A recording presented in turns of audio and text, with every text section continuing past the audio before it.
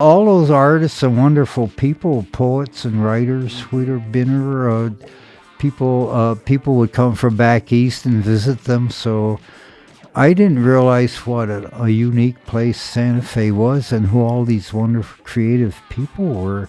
It was just second nature to me. It wasn't until I got away from Santa Fe that I realized, wow, I was privileged to grow up in a place that was very unusual and creative.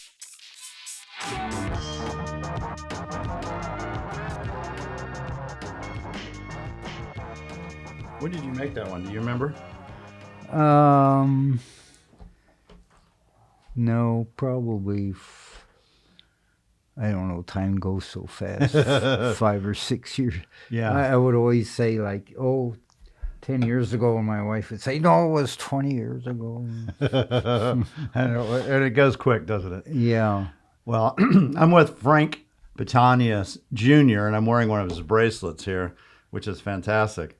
It fits me perfectly. It's actually one we have for sale. And then I got Sam, his son, on the other one. And we just did a podcast for your son the other day, which you haven't got to hear yet, but you will. So what is it like to be 87 years old and still making some jewelry? Well, I'm not making jewelry, unfortunately. Well, some of your beads that you're stringing, though. Yeah, those I can do. But I had a series of retina detachments in both eyes, and I couldn't, the flame was too bright for soldering, and I just, my eyes weren't good enough to do the work It's required. that's required. The last ring I made was a little, not quite up to my standards, so. Is that kind of when you know it's time to put down the welding torch and things? My eyes told me it was time. Yeah, they said, okay, that's enough. Well, yeah, but it was, I don't know what caused retina detachments, but I had several procedures on each eye. Right. And the retina specialist said they don't really know what causes them. Could be a variety different. Aging is one. Aging thing. Is one of them for sure. Yeah. And there's a whole host of things, and unfortunately, when you do have those kind of things, if you don't catch them early or if you don't stay on top of them, it really becomes degenerative, and and then there you have it. Did your dad have any of that problems, Frank Sr.? Well, no, but he died awfully. He was only 64 when he died. And that's the same year he died too, right? 1964? Yeah, he was born in 1899. Yeah, and he came over from Italy. Where in Italy was it? Well, from Sicily. He was born in Messina, Sicily. And he came over about 1907? Let's see, he came over 1909. 1909. Yeah, and what precipitated it was that around Christmas time in 1908, a earthquake off the shore caused a tsunami very much like the one that happened in Indonesia. Mm-hmm. A 30-foot or so wave came across and just wiped out the city, plus the earthquake itself did a lot of damage. Mm-hmm. And my dad's family was lucky to survive. He was 10, right, at that time when that happened? Yeah, nine or 10. And did he talk about that tsunami at all? You know, it's sort of sad that Dad was so happy to be an American citizen. He didn't talk about those days. And my two sisters and I grew up as typical American teenagers. Right. And the family didn't emphasize our roots. Dad didn't speak Italian in the household, although he spoke it very well. I'm sure. And my mother's story is equally interesting. Yeah, she grew up in an orphanage, is that right? Well, yeah, she was born in northern Italy, the opposite end of where Dad came from. Mm-hmm. And she was born about 10 years after Dad, so around 1909. Mm-hmm. In 1914, World War I started, and the Austrians were anxious to get back that part of northern Italy. It used to be part of their country. Mm-hmm. So I didn't realize that there was very, very heavy fighting from 1914 all the way to 1918 with something like 200,000 Italian casualties and 300,000 Austrian. And there was heavy fighting all around her village. And my mom's childhood was so traumatic, she never talked about it either.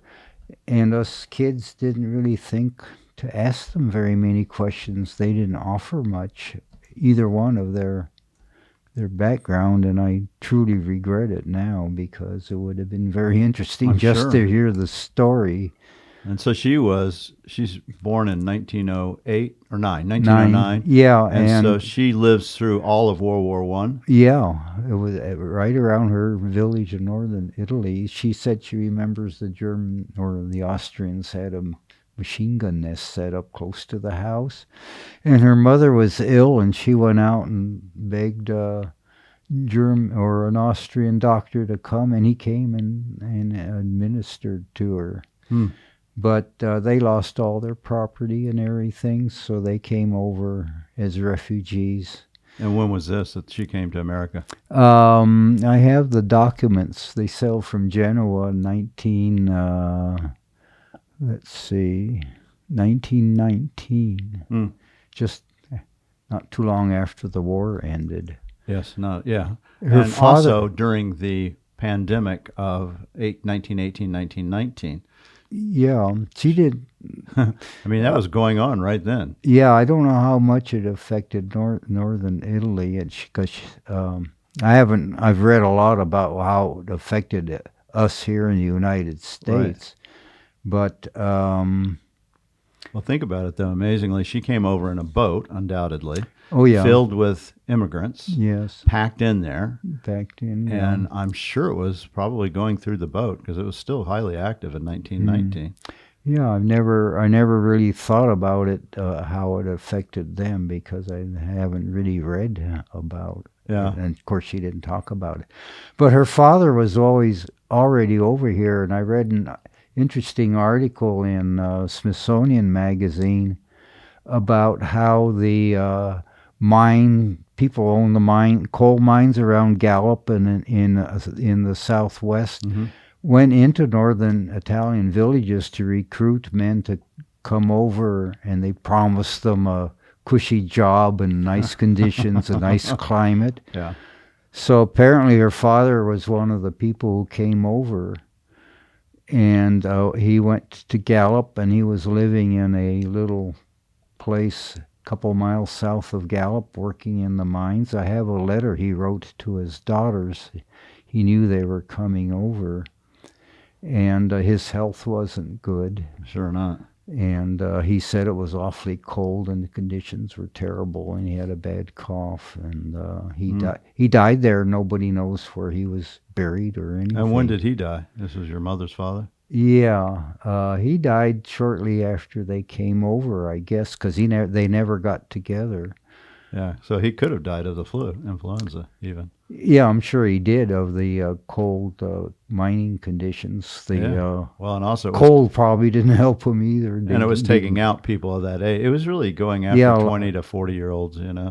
And so they come over in 1919, your mom, to meet with your father, who's already over here. Yes, and actually they were going to California, where mother had her maiden name was Zata, and there were some Zatas in California had come over from where they came from.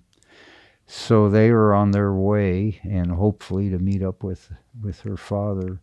But her mother was very ill on the train again, and I suspect they let her come in Ellis Island because they turned people back if they weren't healthy. But she had family that she was going to go to. So, but she became so ill on the train trip that they took her off the train in Albuquerque and put her in the hospital.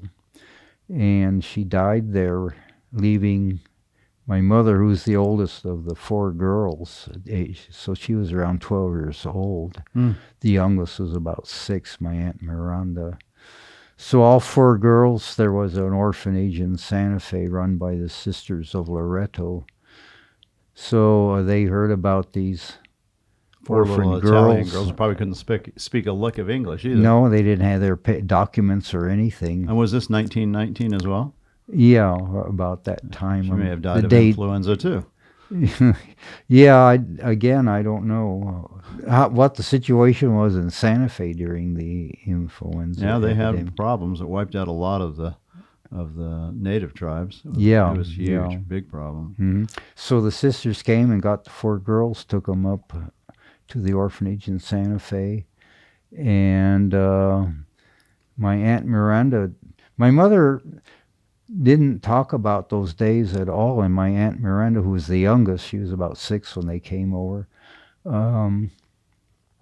asked Mom all the time about tell her, and Mom wouldn't tell her anything. Yeah, it was probably traumatic, and she didn't want to relive it. Yeah, she didn't want She to was relive 13? it. Yeah. I mean, you can imagine. I mean, you're on a train in a foreign country going to see your father. Did they know if he was still alive at that time, or did they already know he had died? I don't know.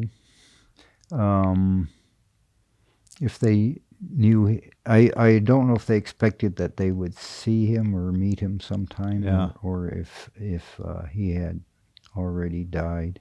But excuse me, not only did she have that traumatic experience of being orphaned in a strange country, she was growing up all during the fighting in World War I around her home. So her whole childhood was trauma. Complete trauma. Very severe trauma, excuse me. And then so she grows up, and so she's 13. She's in the orphanage, and that's in Santa Fe. Mm-hmm.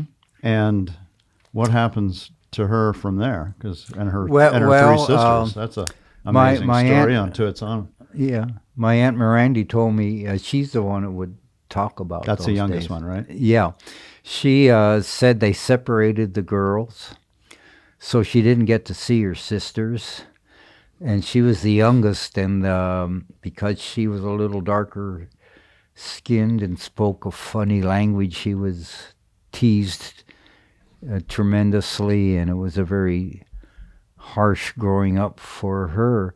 The second oldest sister, Aunt Adele, who was a couple years younger than Mom, she was sort of a rebel, and the sisters treated her very harshly. In fact, the story is that there was a sister who had a big crucifix, and she hit her with a crucifix, and the patients in the hospital saw this girl with black eyes and stuff. So they reported it, and the sisters hustled her off to someplace in Colorado so that the authorities couldn't examine her and see that she was abused. And she ran away, and she got to California and met up with her relatives. But my mom and her sister, Albertina, we called Aunt Bert, they were trained as nurses, and Mom was a nurse. And I only realized it just until fairly recently that Mom got to Santa Fe before Dad did. I always assumed he was already there. Mm-hmm. So she got there around 1919, and Dad got there in 1923. And he was in New York this whole time, right? He was in New York. When they came over, they settled in New York. Yeah. When he came over at 10, did he come over with his father, or was his father already over here? No, the whole family came? Yeah. I have, I suppose the whole family came, or maybe his father was already over here. Again, I don't know the full story. And he started working apprenticeship right away, your father. Well, yeah. Again, we didn't learn much about his growing up. It seems crazy that my sisters and I weren't curious enough, but Dad was so anxious for us to be regular American kids. Mm-hmm.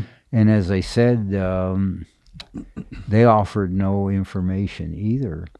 So, But he was an apprentice early on in silversmithing, wasn't he? Your father? He was apprenticed to a goldsmith in Messina as a boy. And when he came over, he did talk about he got a job working for a milliner, a lady who did hats, and she also, during those days, tassels and cordage was very popular for adorning dresses and hats and things like that. So Dad learned how to do that and was doing that for this lady. And he was such a good worker and so personable. She treated him like a son, and she wanted him to take over the business. But somehow he got involved working in a jewelry firm. And so he wasn't eligible to go fight at that time. In World War One. Yeah. Right. Yeah, he comes over. Yeah, in 1909, 1917, they start inscription. So he would have been, let's see, 8. He would have been 20. No, about 18. Yeah, he could have. Yeah, but they didn't take him. No, that's another, just a bit of a story that we heard. He had an essential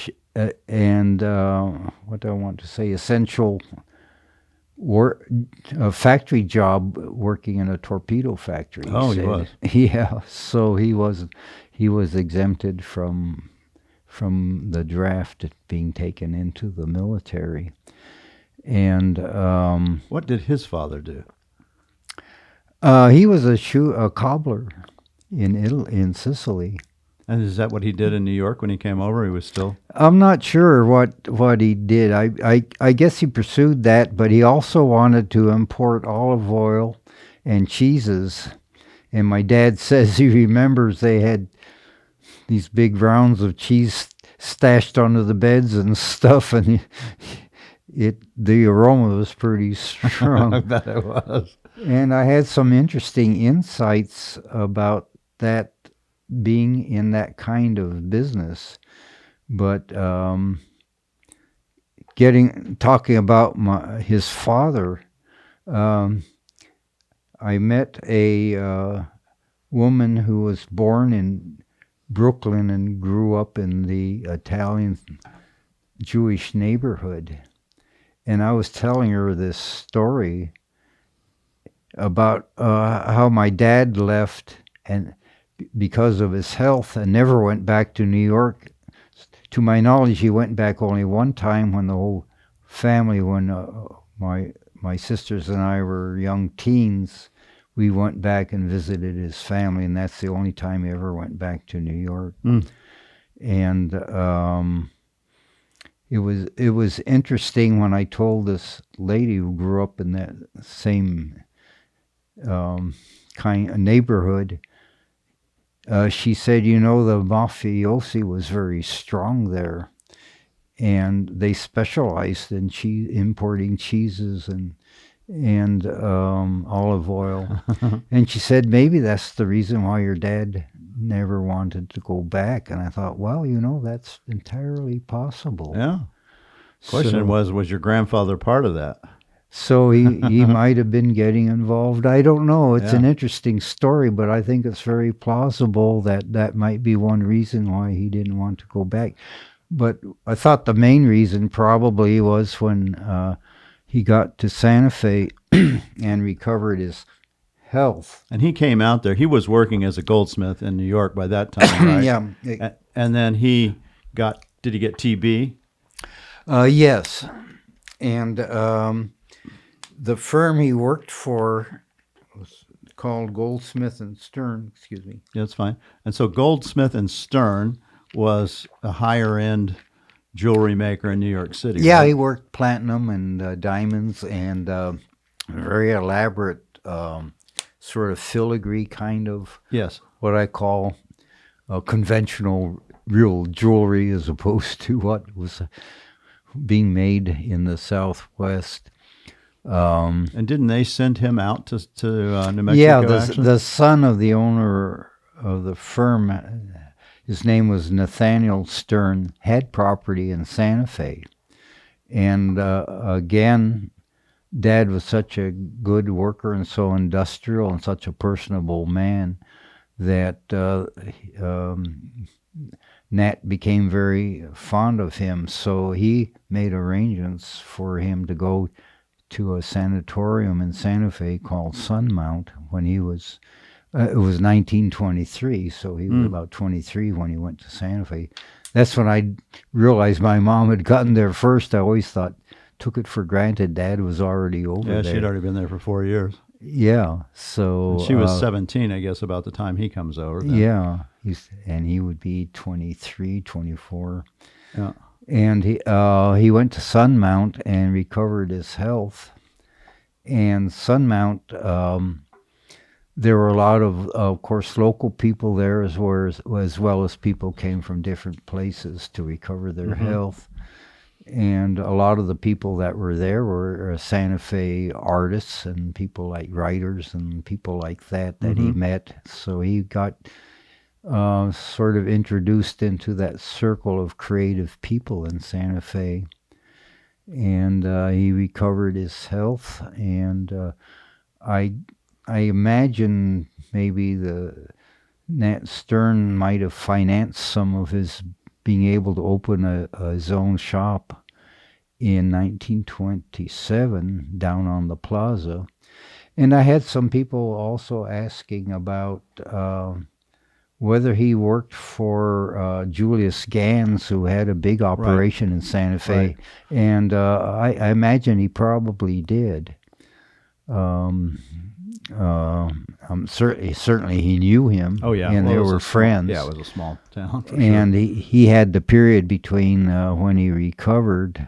I don't know how long he was actually had to stay in this sanatorium. Probably at least a year, I bet. At least a year, probably, maybe a little longer. But he had, the people were free when they were recovering and reached the stage where they could go out and do things in town and come back in. So there was a lot of socializing among that group of creative people, too. Yeah, and the museum had opened in 1917, the Fine Arts Museum. Yeah. So it was starting to become more of a mecca for artists. Yeah, and well, they're coming from back east. Yeah, so his timing was good. Yeah, it was pretty amazing, actually. And that's, let's see. So in 1927, he opened his shop. Was it called the Thunderbird Shop at that time? He named it the Thunderbird Shop, and again, I never asked him how did he happen to pick the Thunderbird Shop. Yeah, I would be really interested to know why. Again, I regret not knowing those things. And did he have that logo of the Thunderbird right off the bat? Oh yeah, he did. I went to the archives and went through some photographs at the Historical Society, and there's a picture taken in 1928 of that side of the plaza, and you can see the Thunderbird, a little narrow shop next to the bank, and you could see the Thunderbird in that picture. So it was put up. And where was that exactly? Where was the gallery? Do you know on what street? Yeah, well, it was on the east edge of the plaza, east side of the plaza, just off the corner, across from the La Fonda Hotel, and that street was called Shelby Street. And I forget, it was like number 16 Shelby Street was sort of the official post office address, I guess. But on the plaza, it was right. So his view was the church right there. The cathedral is down a block away on San Francisco, and the next street to the east of the plaza. And so he opens the shop in 27, and it's his shop. Yeah. And what is he making at that point in time? Do you know? Well, he carried a full line of Indian arts and crafts. I remember seeing pottery and even some Plains Indian things on display on the walls, but mostly jewelry, some rugs and things like that. So he was an Indian art trader. He was working as a trader, really. He had baskets and pots, and beadwork and all. But he was also making his own jewelry at that point. Yeah, and actually, the original name of the shop was Thunderbird Curios rather than Thunderbird Shop. When did it get changed? Do you know? I don't know when it got changed. But it was originally. I was born in 1932, and I grew up in the shop, so it probably was changed in the early 1930s. Because as far as I know, it was Thunderbird Shop when I was growing up in it. And at that point, when he starts making jewelry, was he also imploring native silversmiths to come work? Yeah, he had natives already. The shop was narrow shop. The frontage was narrow. It was between the corner. On the corner was the Santa Fe Railroad ticket office, and on the other side was the bank. And in those days, it had the classic bank marble columns and that kind of Greek kind of architecture. It's been remodeled into a southwestern kind of architecture, but in those days it was a conventional bank architecture. So, but the shop went back, and then there was sort of an L shape, and there was room for a workshop back there, and it was very pleasant because there was a small patio back there where businesses on the San Francisco street side had a little frontage or backage on the little patio. So we were neighbors with some of the other businessmen. And so, yes, he did have workers working, and my two sisters and I grew up in the shop pretty much when we were small kids. You remember some of the native silversmiths that were working for him? Yeah, there was Waldo Mutzka, who was also an artist. Is he Hopi? I don't know him. Mutzka, I'm not sure. I don't think he was Hopi. You had Louis LeMay, I know at one point. He had Louis LeMay, who was Hopi. And one of his main silversmiths was not Indian. He was Spanish-American, Joe Romero. And he was one of the Dad's main workers who worked on his finer pieces. Did Julian Lovato ever work for the store? Yeah, he came later. One of the other silversmiths there was Herbert Harold, who was half brother to Jimmy Harold. And so I remember starting off by standing by my dad's workbench and watching him work, how he handled the tools and what he was doing. Where did I put my... Oh, I left it up here. Is that okay? So you would be by the bench as he works. Watching him. And he would also kind of supervise everybody. It was his designs, right? Yeah, it was his designs, and he started a new style of Indian jewelry, actually. More not so ethnic and more refined. And they even asked him that if he could teach at the Indian school his design and his type of work. And did he teach at the school? No, he was too busy raising a family and running a business. And so when does he meet your mom? So when do they get married? Do you know? Yes. I have their marriage license. I don't know. Again, never asked how they married, but what year? Or they met and married. What year did they get married? Do you remember? About 1930. 1930. Yeah. So Dad was 30 and Mom was 20 about. Yeah. And I'm sure she was a nurse and a very beautiful Northern Italian with auburn hair. And I'm sure she was probably pretty popular with the local gentleman, and Dad and she have met, I guess, and courted and married in 1930. And there wasn't probably a lot of Italians in Santa Fe either. There were some. Yeah, Dad's one of his closest friends was Mike Berardinelli. He was a dentist, but obviously Italian with the name Berardinelli. Mm-hmm. And but yeah, there were not very many contractor named Johnny Gennardi, but there were some You. there.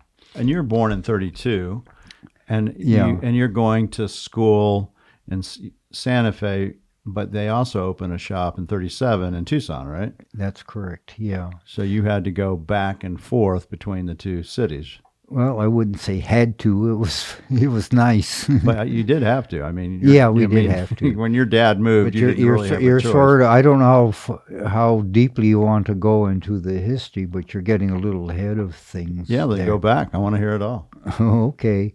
So where your did I- mom and dad get married, and he's Yeah. 30. hmm And somehow they managed to open a business and build a wonderful home for us kids to grow up in on Coronado Street, which is a mile to the west of the plaza, off of Don Gaspar, which is one of the main streets that went into downtown Right. Santa Fe. And it was virtually on the edge of town. There are very few houses past only 1 mile from the plaza. That's amazing. But so as I was saying, my two sisters and I grew up in the shop. My sister stayed in the front, and they were so short they couldn't see over the showcases. But the showcases had drawers in the back, and they would stand on the drawers, and they would talk to customers, and people were enchanted by these young girls, knowledgeable about what they were Right. talking about. And I was in the back with the silversmiths, and Dad started to train me. He gave me one very difficult task that I couldn't handle. He wanted me to learn saw work, so he had me cut the Lincoln out of Lincoln head pennies. Mm. But it was very thick material to saw on and rather intricate, and my hands weren't strong enough to hold the penny. coins securely enough. So I broke, it would twist out and I'd break the saw blade. Those blades were very Right. narrow. They could cut metal, but if you twisted them a little bit, they'd snap. They were brittle. So that was a very frustrating. So one of my other earlier tasks was to make what we call beads, little balls of silver of all different kinds, because when you look at his jewelry, those beads are a very prominent part of his work and his designs. So they were made by taking little scraps of silver and putting them on a fireboard and just melting them, and the silver would melt up into a bead. Right. It's pretty neat. They would sort of shimmer like they were some kind of thing from outer space, and then they would cool and turn gray. So we used all different sizes, so I built little scraps and bigger scraps to make different size beads. How old were you when you were making these little beads? I was probably around 6 or something. Oh, yeah. 7. So you were really young. Yeah. And that's a task I could handle, but it was rather boring after a while. So I'd finish, and I go up and tell Dad, I finished doing those. What shall I do now? And he was busy working on something. He said, well, I got to get this done, and I'm busy with this. Go do some more. Oh, no. I went back and did some more. It was boring and tedious, but thinking back on it, it was very good discipline to stick to a job, even though it was tedious and boring, Right. and doing it over and over again. But I realized it stood me very well in my craft, because it gave me the discipline to stick to a job and do it properly, and not, a job like filing and hammering and polishing is very time intensive, and it's an important job, but it gave me the discipline to do it properly, and one of the comments I got on my own work is how clean it was, because I put my work we can get into that later, was more contemporary and rather plain. So any kind of little imperfection or mistake would be stand out. But at any rate, so that was my early training, and then I started learning to handle the tools and started making some jewelry. One of the first things I made was what we called a ridge bracelet. It was about 6 rows. Take a strip of silver about 1.5 inches and chisel lines in it, and then shape it into a wrist shape, and then file those lines and round them off so it was a row of gentle curves. And I was able to do the whole piece myself. And that was your dad's design? Yeah, of course, a lot of those designs are typical in a lot of different cultures. Right. But this was a little more of a refinement because a lot of them had other ornamental done on them. This was very plain. In fact, Julian OKeefe, She wore one, right? she had a pair of them, and we have a photograph taken by her husband Stieglitz of her wearing her ridge bracelets, so Sam named them Julian OKeefe bracelets. I think Dorothy Lang also wore one, too. Yeah. The famous photographer, Maynard Dixon's wife. Oh, is that Same right? one, yeah, I She think had so. one, too. Probably a Patania. Yeah. Yeah, it was a very popular. We made them in different widths, 4 rows, 6 rows, 8 rows. Yeah. And your family knew O'Keefe, right? Oh, yeah. That's part of the history, too, as I was growing up. First of all, growing up in the workshop with those silversmiths back there, Indians have a very dry sense of humor, and we had more fun and laughed all the time. I loved being back there working with them. And I guess, I don't know how old I was when Julian came to work. But we had 2 rows of workbenches in different parts of the shop. And Julian came and sat next to me, and I learned some soldering techniques from him, but he also learned a lot of things from us, and he learned design was one of the main things he learned. And he ended up using a little Thunderbird logo with his work as well. Yeah, that's a sort of a strange story, but when Dad died, Julian was one of our chief silversmiths, craftsmen, and we really had very close relationships with all of them. And when Julian went off, after Dad died, when Julian went off and started doing his own work, my brother-in-law, who was married to my older sister, Joan, they were involved in the shop after Dad died, and Julian he's the one who gave him the Thunderbird die and let him use it as part of his work. And Julian was proud to be able to incorporate that with his own hallmark. Yeah. Subsequently, years later, Mark Botti and I went down and visited with Julian. He was getting pretty old then, and I asked if I could have the die back, and I got it back from him. It really is part of my heritage more than it was his. Oh, that's interesting. So that's a little sort of a side kind of thing about that hallmark. Now that you raised the and speaking of hallmarks, your dad used a cartouche, right, to his when he would make it himself. Yeah, that's another story. The hallmarking is very. I don't know the whole story. I wrote an article about the history of the hallmarks as best as I could. And by that time, almost all the people involved working in the shop were not around anymore. So I sort of had to piece it together.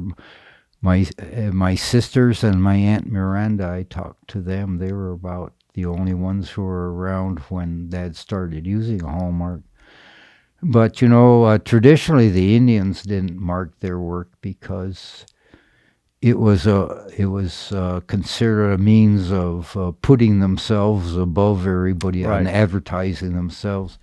Dad sort of had the same kind of philosophy, I guess. He didn't hallmark his work, and people would say, "Frank, why don't you hallmark it?" And he says, "Well, I know I made it. I don't need to put my mark on it." Right. But they said, "Frank, this is an important part of your history that you hallmark it." So again, I didn't ask him how he came up with the FP that were conjoined, but that was his original hallmark, and it was a very simple hallmark.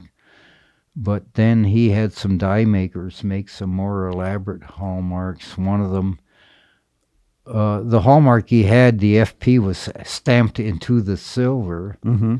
But one of the other hallmarks, well, I'm getting a little confused now. But it was more stylized. It was a very thin-lined oval, Right. with a more flowery lettering of the FP in it. I call that the cartouche. Yeah, it sort of got that name. Yeah. And he had them made in a couple of different sizes, so he had that hallmark.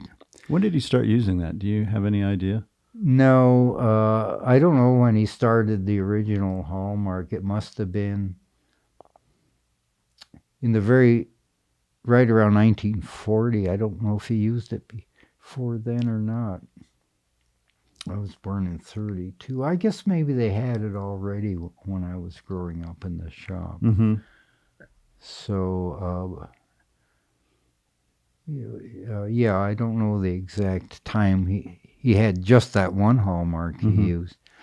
But the confusion with this hallmark comes in because the way Dad worked is he would sketch out his designs, and he would have his workers do the job under his supervision on simpler pieces.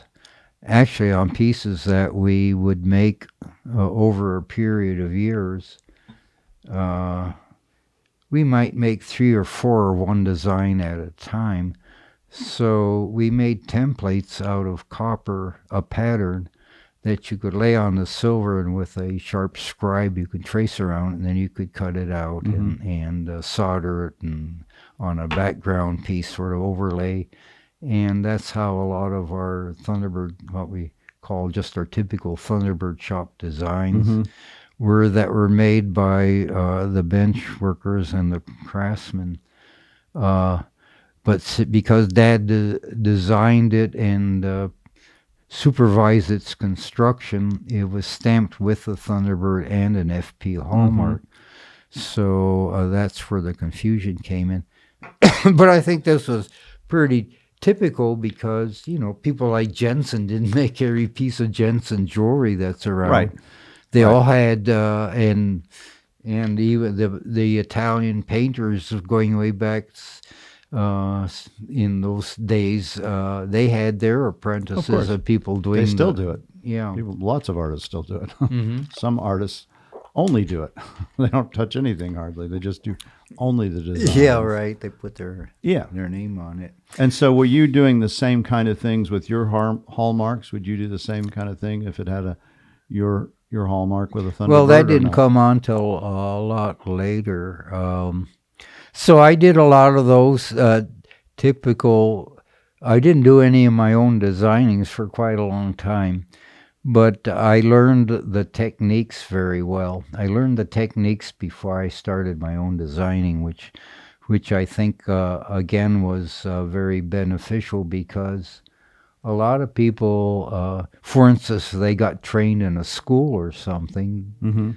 They didn't spend years of the discipline of handling the tools and stuff that I did. I sort of lost my train of thought. Part of my aging process. Part of all of our processes, I think. And incidentally, it's not easy getting old. Yeah, I bet. But you learn to adjust. That you can't do the things you used to do. Yeah, it has to be frustrating, I would think, at sometimes when the things you're so used to doing you can't now. But it's the process. Yeah. And actually, I was privileged to live much longer than my parents. My mother died at the age of 64 also, 10 years after Dad died. So I lost my parents at pretty early ages. But anyway, we're discussing the hallmarks. So people assume when they see a piece with FP stamped on it that my dad made it with his own hands, and of course that's far from true. And I found it very irritating when on eBay, a very simple keychain with a turquoise mounted in the center that even probably a high school kid could make, but it was very nicely made in good craftsmanship. But it would be advertised as made by the famous Italian silversmith Frank Patania, and I didn't want people to think, well, you know, why is he so famous as the designer if that's what he was making? So I found that irritating. So that's when I sort of started reviewing the history of the hallmarks. And I wanted to emphasize that just because a piece has an FP stamped in it doesn't even mean that his hand even touched it, except maybe to put the price tag on it was put in the showcase. So there's a lot of confusion about the hallmarks, and I tried to sort it out all out as best I could. And when I started doing my own designing, well, I was by the time I was in high school, I was pretty accomplished technician. I bet you started when you're 6, so yeah, you've been making jewelry for 12 years by then. But I was not. I was doing my dad's designs, some of the simpler things, not the more complex pieces he did. So I didn't start designing until I was. Actually, I went through the whole school.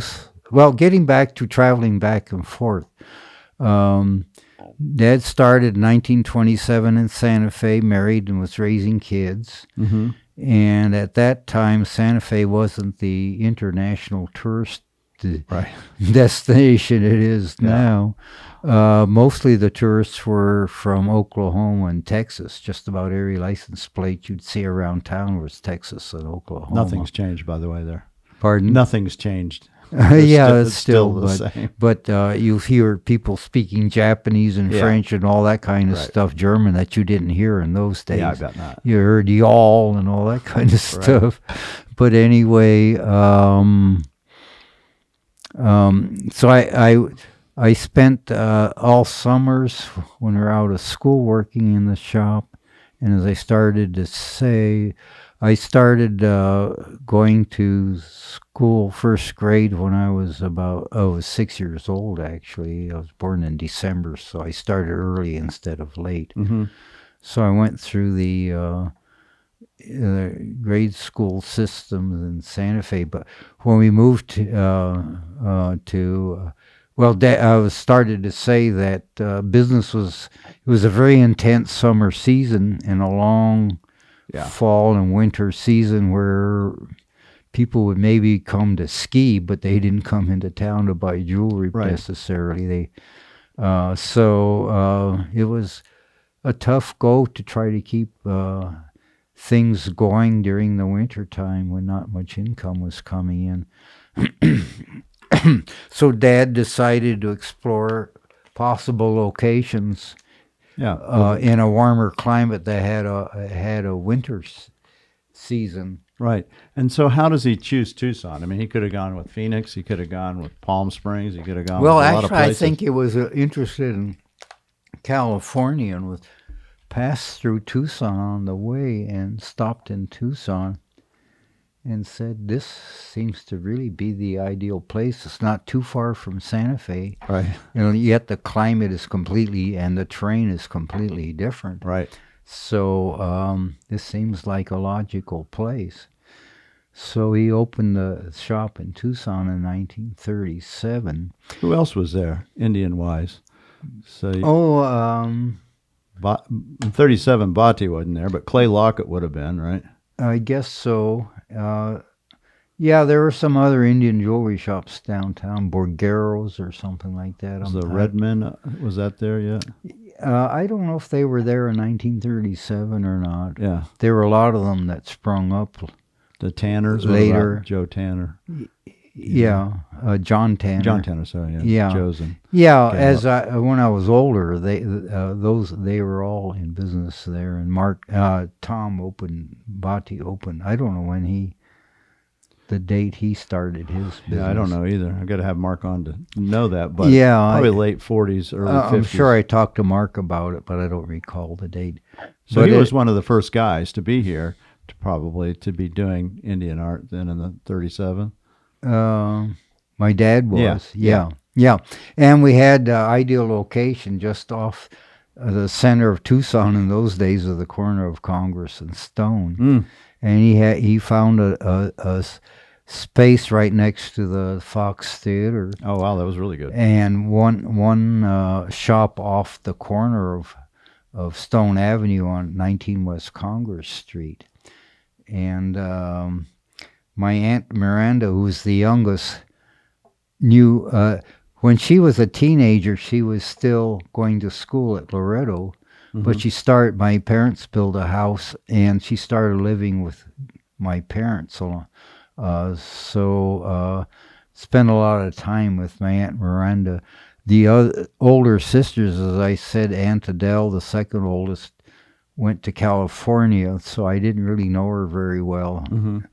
And my Aunt Albertina married a fellow who was a forest ranger.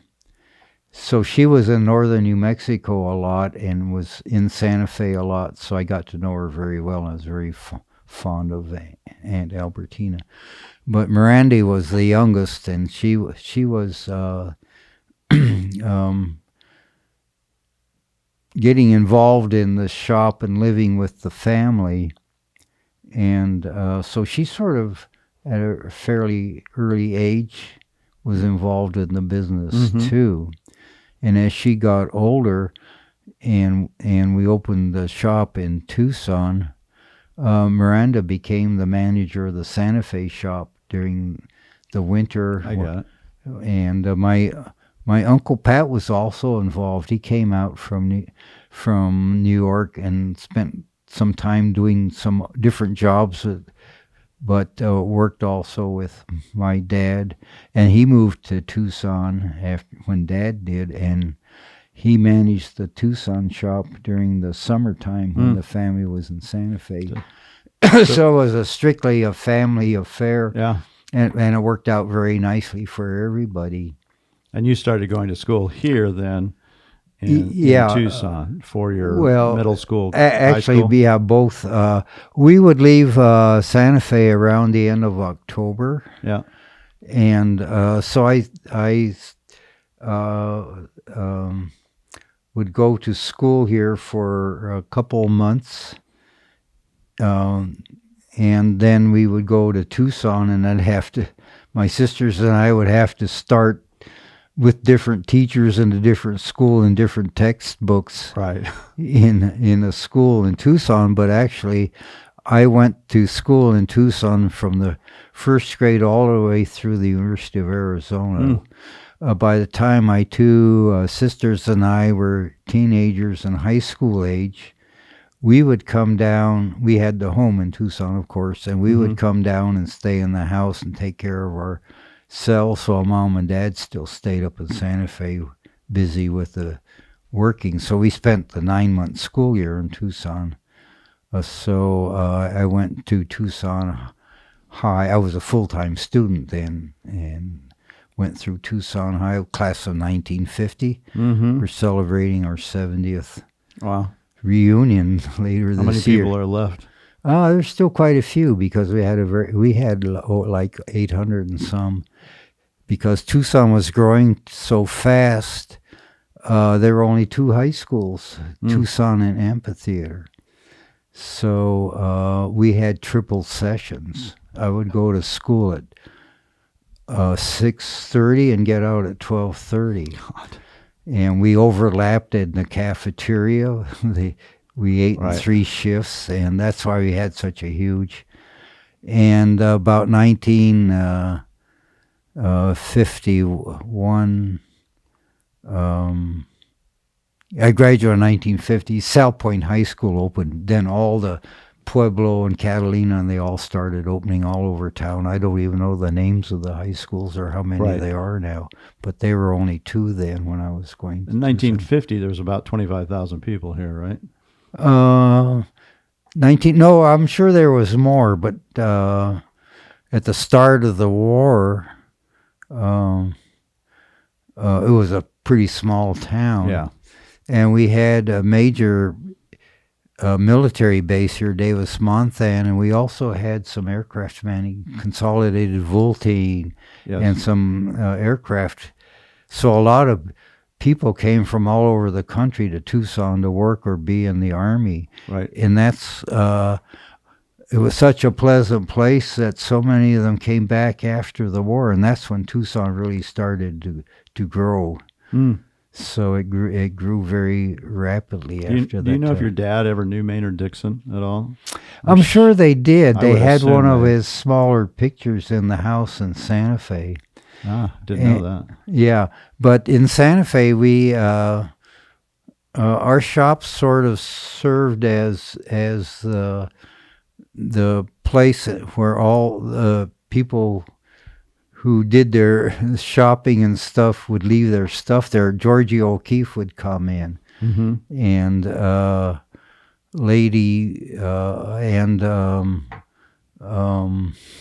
can't think of names now. The wife of he lived in Taos, the writer. Yeah, so it would have been Mabel Dodge Lujan probably came in, and but this was.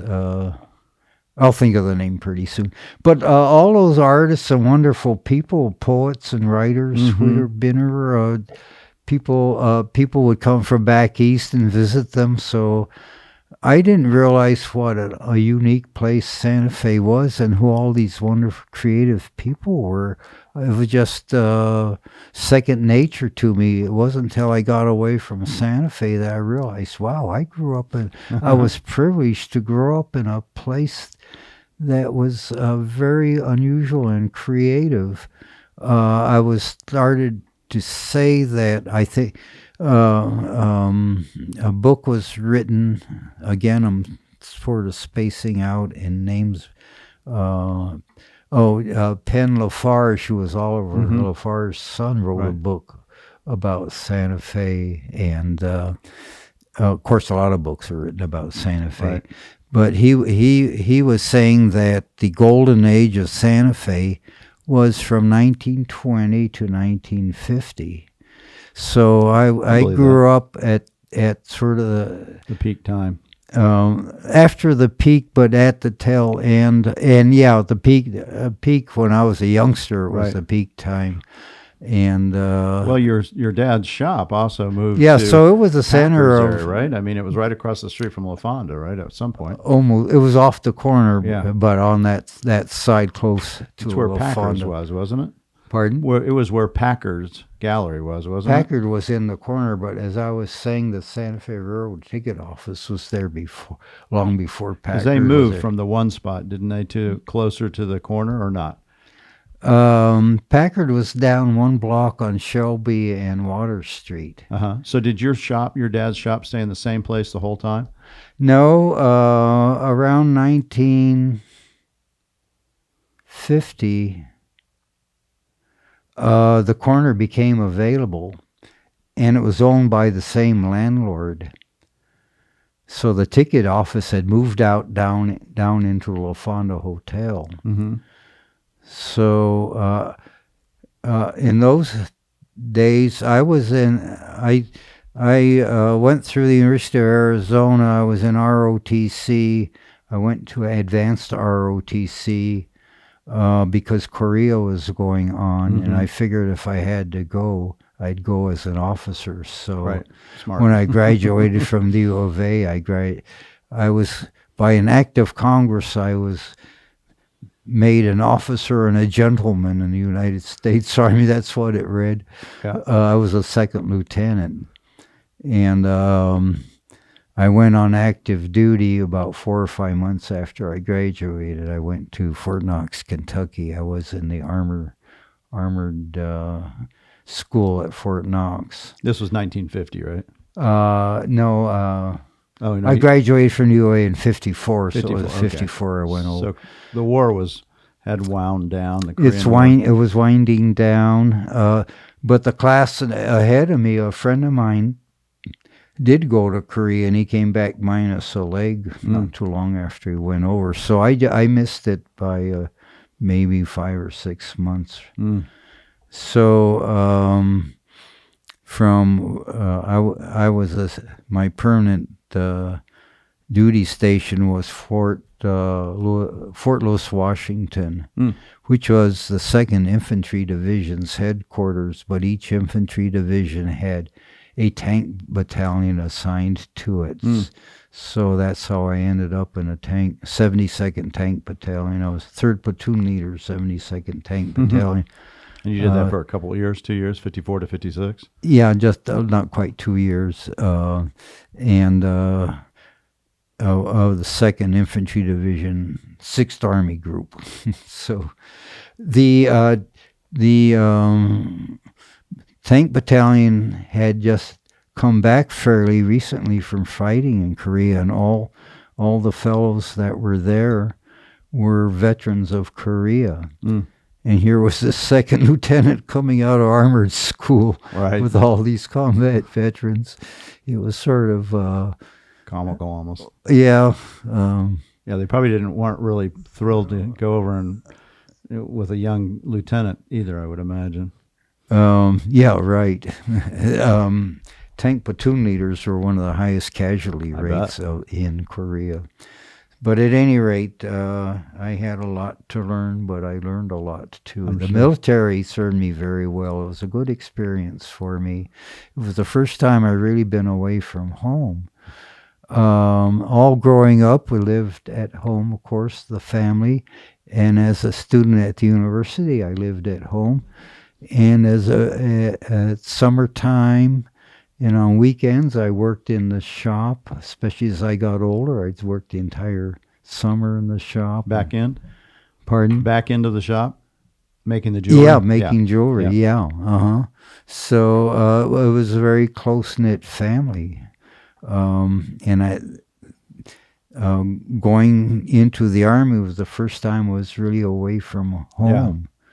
Sort of I wasn't on my own. I was owned by the United States Army, but that was the first time I was put in with a bunch of other guys, and so it was, as I said, it was a good growing up experience for me to get away from home and have that experience. But when I came back, I married my college sweetheart 2 or 3 days after becoming an officer and graduating from the U. So she and I went to Santa Fe for the summer and worked in the shop until I got my call to active duty in a couple of months. And we went to Fort Knox, and then we went to Fort Lewis. So I was married, and Gail was pregnant with our first child when we came back. And so with the help of my parents, we bought our own home. That was in Tucson. In Tucson. Yep. So I really settled down in Tucson. And as the kids were growing up, and I became the manager of the shop when Mom and Dad went to Santa Fe, and started taking care along with my uncle for a while. But then my dad helped him open his own shop. This was Pat? Yeah, which he called the Patania Shop. And where was that located? It was on Broadway, just before Country Club. Uh-huh. All you had to say was this next door to Austin's ice cream parlor, and everybody knew Austin's. Right. It was one of the most popular places. And was the Patania Shop what was sold mainly Native American stuff? He did his own. He didn't do much designing. He was sort of second fiddle in a way to Dad. He did some designing, but he did supervise the workshop. Mm-hmm. But he didn't spend a lot of time at the work. Well, he did, but not very much. Again, he was sort of like I was, doing what my dad had him do, and doing Dad's designs. So it wasn't until he got off on his own that he developed his own clientele. And he had a very popular, well-to-do group of clients in his own right. Mm-hmm. And he signed his work too, right? Yeah, he signed his CP, just two separate letters. I just got one of his not long ago. Yeah, yeah, he did quite a bit of work. He liked to do little desert scenes with little road runners and things like that. They were very charming and very popular. Mm-hmm. So he had his own niche in the business after he went on his own, and I took over the Thunderbird Shop. When did you take over the Thunderbird Shop? After your dad's death? Or before? Oh no, we were still on Congress Street, but it was towards the end of Congress. We were at 19 West Congress for 20 years. Mm-hmm. And Dad always had a hassle with the landlord over the rents. We had a good landlord, but, the tenant and the landlord always have to haggle over the rents and claim, I can't pay that much and earn a living. And the landlord said, I can't run a business without getting adequate rent. And the rents were set up where you paid a certain rent, but if you did a certain amount of business over that, your books are open to the landlord and you would pay a percentage. Right. Wow. So Dad was always said, well, I'd be happy to pay a percentage if I had that much business. So they had a good relationship. Yeah. But he wanted a new location. I'm not sure if he had to move out or if he just wanted a better location. Mm-hmm. Because the town at that time was moving north. Yeah, with the university probably. Well, and was moving along Stone Avenue, but things are opening up to the north past the Pioneer Hotel. New shops were opening. And so Dad got a space in a new high-rise building. It was called originally the Arizona Land Title Building. Mm-hmm. It was on the corner of Stone and Alameda, and we had a very nice. Have you ever seen that shop? Or nope. Were you around then? Nope. It was on Stone and Alameda, and the whole side on the Alameda side was all sidewalk to ceiling window. Oh yeah. So. It was a narrow front door, but it got wider. It was sort of triangular shape, and we had room in the back for the workshop. So it was really a wonderful location. And how long were you at that Alameda place? We were there about 20 years.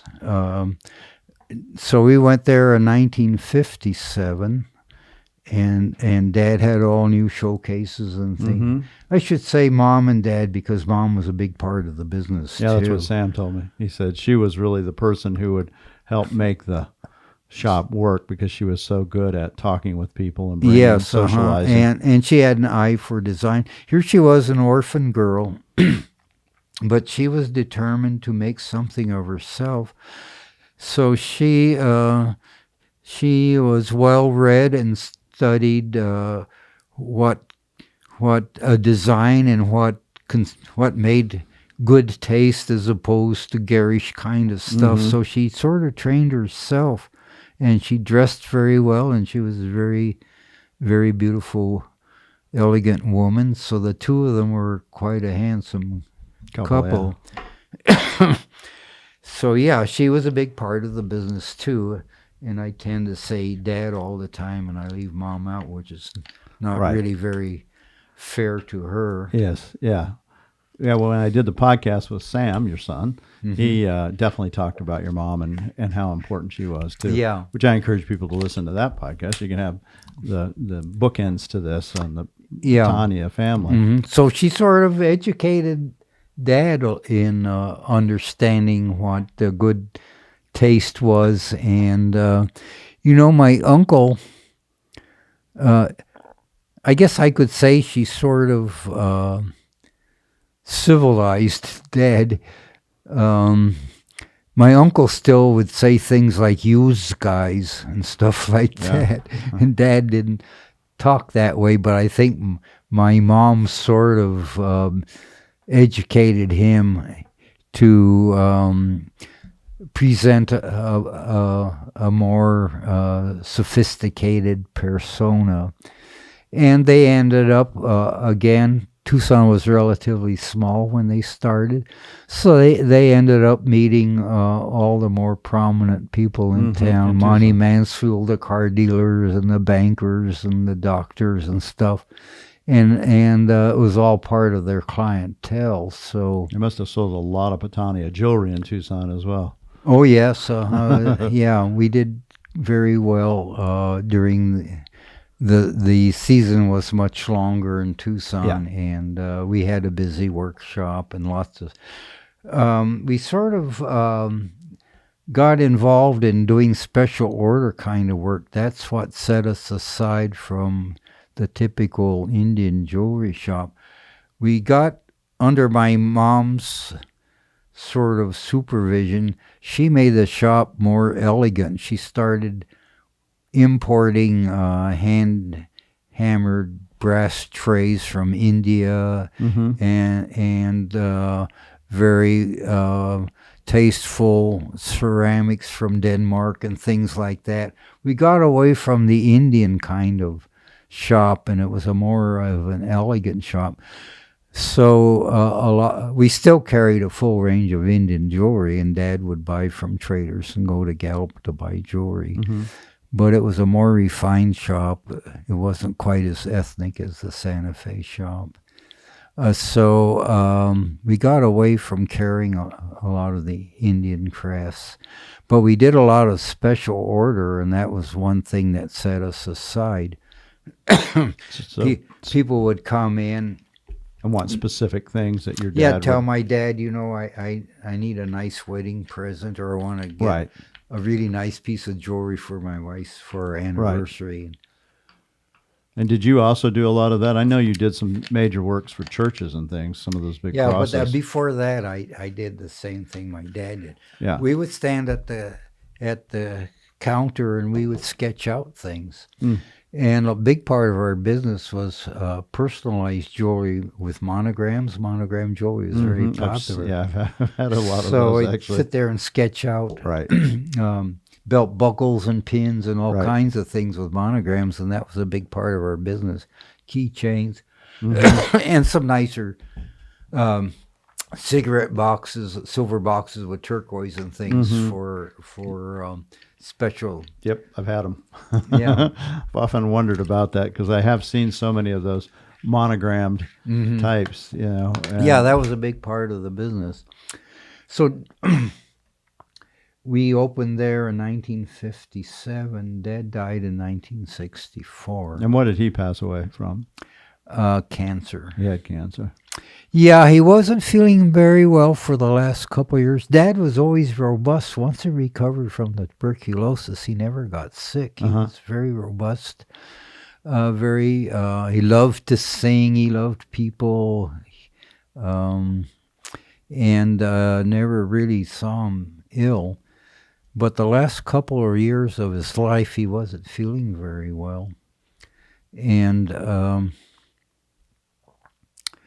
he would see the doctors, and I'll never forget, as I became more accomplished with my own designing and stuff, he turned his workbench over to me.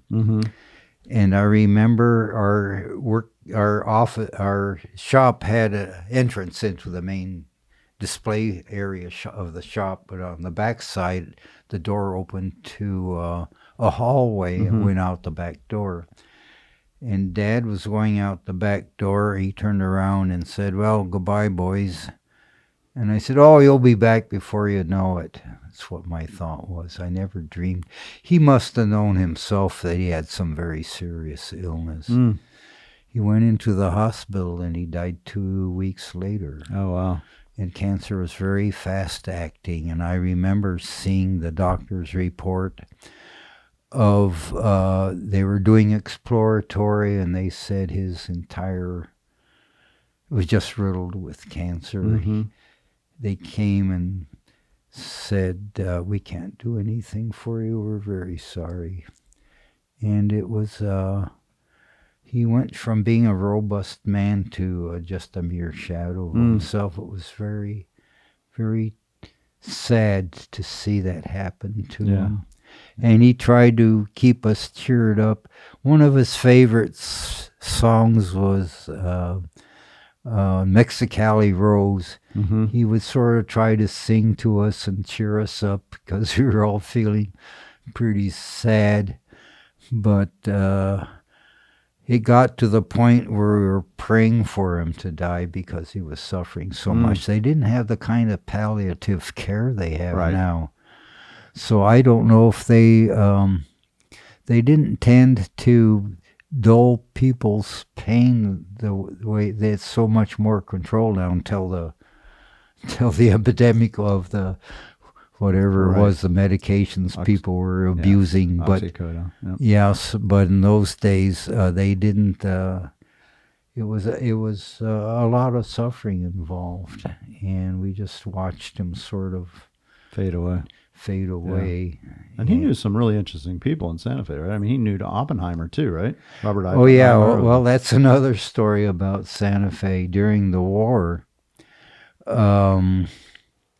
Los Alamos, the government decided the Germans they knew they were getting some kind of what ended up being called an atomic bomb. So there was thinking among the government and the top officials in the military that we're in a race with the Germans to get the bomb first. We better do something about it. So they picked Los Alamos as he was sort of a boys' ranch. Yeah, it was. They bought it in 1942 from a boys' ranch. Yeah. So they decided that would be a sort of an isolated site for the scientists to come. So they very quickly built a huge complex there. And it's a very interesting story.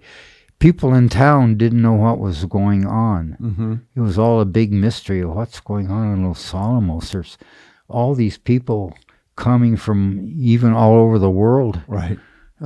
Scientists and people that were well known worldwide in their field of physics. And they were going to Los Alamos. But not only that, they were bringing in military people, had no idea what kind their duty was going to be. And there's I'm sure there are a lot of books written about Los Alamos. One of the most interesting to me was called 109 East Palace. Yeah, it is. I read it. McGibbons. Yep. Pardon? Yes, I read that book. McKibben, Yeah. And that office there and that old row building dating back to the 1600s. Our shop was at 119 East Palace Avenue. We're just a few doors down from it. But all the people came were filtered through that 119 East Palace Avenue before they were taken up to Los Alamos. But as you read in the book, they would bring military outfits, and the people were told they couldn't tell their loved ones, their families, their husbands, their wives, where they were going and where they were going to be. And they were sort of trapped there. They weren't allowed to leave Los Alamos. So it was a very unusual situation. But they expedited the working with Oppenheimer, Robert Oppenheimer and Teller were the two main. But of course, Enrique Fermi from Italy, and there were other famous European scientists. Yeah, they he were was also one of the greatest of all, Fermi. Yeah, they just put it all. They all put their heads together, worked together to develop this atomic bomb. There was a little split between Teller and Oppenheimer. Teller envisioned before he envisioned the what was it called? Not the atomic bomb, but the more advanced one. Hydrogen bomb? Hydrogen bomb, yeah. He wanted to devote his time to the hydrogen bomb, but Oppenheimer and the rest knew that the time was of the essence, and they didn't want to spend their time. So Teller sort of split out to do his own work. Yeah, he did. Yeah, that's right. And did your dad deal with Fermi too? He must have, because he's Italian, right? Dad became quite good friends with Fermi because Dad spoke very good Italian. Right. And when Fermi came to town, he met Dad, and they helped him get Fermi get situated, and they became friends. Also, Oppenheimer was in the shop quite a bit too. Do you remember him at all? No. Yeah, because you're 10 to 13, probably 14. Well, let's see. That 42 to 45 is when he was there. Yeah, that's right. Yeah. So I was just, and it was all very mysterious.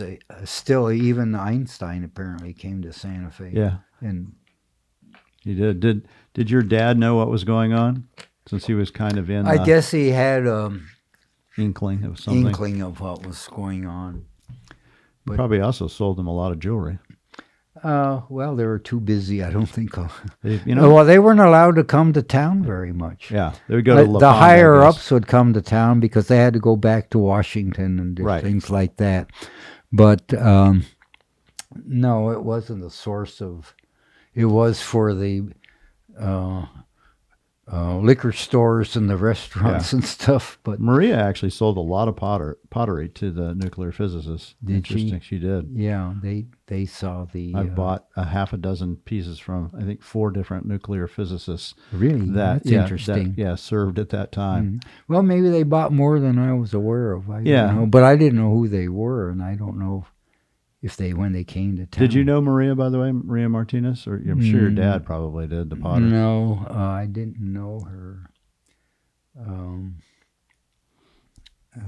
So there was a very interesting group of people that your father and mother not only were all these involved with artists and people like Julian OKeefe and famous authors and writers and what have you. And, Frida Lawrence was the name, the wife of D.H. Lawrence. Yeah. She was a Richthofen I think she was a sister of Baron von Richthofen, the famous German ace. And she and Lady Brett were companions. They would come into the shop quite often. And so there were people like that in and out. And Lady Brett was Dorothy Brett? Was that who that was? The artist, right? Yeah. So I had all these people I didn't know they were so famous. But in your own right, I mean, when you take over the shop after your dad's death in '64, you start developing your own clientele, a lot of who already knew you, but you became, let's face it, kind of famous. We need your support for the Medicine Man Gallery channel, so make sure to click the subscribe button and tap the little bell icon to be notified when we upload a new video, which we do every morning on Wednesday and Friday. See you soon.